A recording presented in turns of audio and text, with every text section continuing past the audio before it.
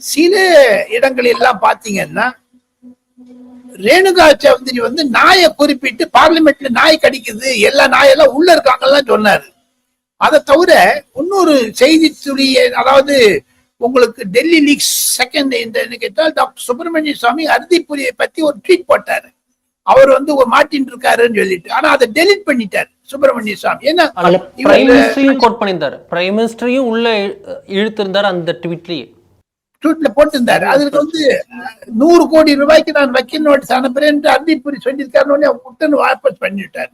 எல்லாத்த தவிர செய்தி துளி நம்ம முக்கியமானது என்னன்னு கேட்டீங்கன்னா, டாக்டர் சுப்பிரமணிய சுவாமியினுடைய ட்வீட் டெலிட் பண்ணது எதற்காக, அதற்கும் மத்திய பாஜகவிற்கும் சம்பந்தம் உண்டா இல்லையா, இதெல்லாம் பேச வேண்டியதா இருக்குது.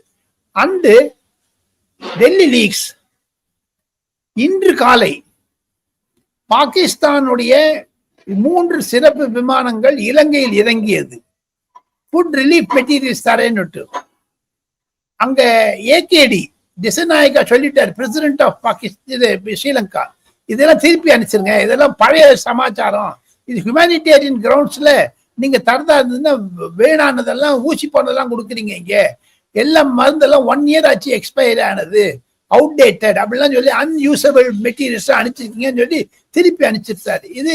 ஆனால் இந்திய அரசாங்கம் குறைந்தது 3 சிறப்பு விமானங்கள் மூலமாக அனுப்பி அங்கிருந்து அமெரிக்கன், யுஎஸ், யூகே காரர், ஓமன்காரன், துபாய்காரங்களாம் லிஃப்ட் பண்ணி சென்னை கொண்டு சென்னையில இருந்து அனுப்பிச்சிருக்காங்க. இவ்வளவு பெரிய சமாச்சாரம் சொல்லியிருக்காங்க. இன்னைக்கு காத்தால அனதர் டெல்லி லீக்ஸ் என்னன்னு கேட்டீங்கன்னா, சுப்ரீம் கோர்ட்ல சீஃப் ஜஸ்டிஸ் சூரியகாந்த் சார் சொல்லியிருக்காரு, ரோஹிங்கியாலாம் இந்தியாவில் விட்டது இல்லீகல், அவளுக்கெல்லாம் எதற்காக நம்ம சுமையாக இருக்க வேண்டும் என்று. அதை கண்டம் பண்ணி கல்யாண் பானர்ஜின்னு திரிணாமுல் காங்கிரஸ்காரர் சொல்லியிருக்காரு, நீதிபதிகள்லாம் வாயடக்கம் தேவை, லூஸ் ஸ்டாக் பண்ணக்கூடாதுன்னு. அது ஒரு பெரிய கான்ட்ரவர்சி ஆயிட்டு வந்துட்டு இருக்கு. ஸோ இதெல்லாம் ஒரு மனதில் வைத்து கொண்டு தான் தமிழக அரசியலையும் பார்க்க வேண்டும். நான் குறிப்பிட்ட மாதிரி தமிழக எம்பிக்களிடையே ஒரு நம்பிக்கை இல்லை. காரணம், அவர்கள் எல்லாம் இன்னும் 2 வருடத்தில் மீண்டும் எம்பி ஆக்க வேண்டும். தமிழகத்தில் திமுக அரசு தோற்றுவிடுமே ஆனால் இந்த எம்பிக்களுடைய மூஞ்சில வந்து ஈ ஆடாதுங்க டெல்லியில.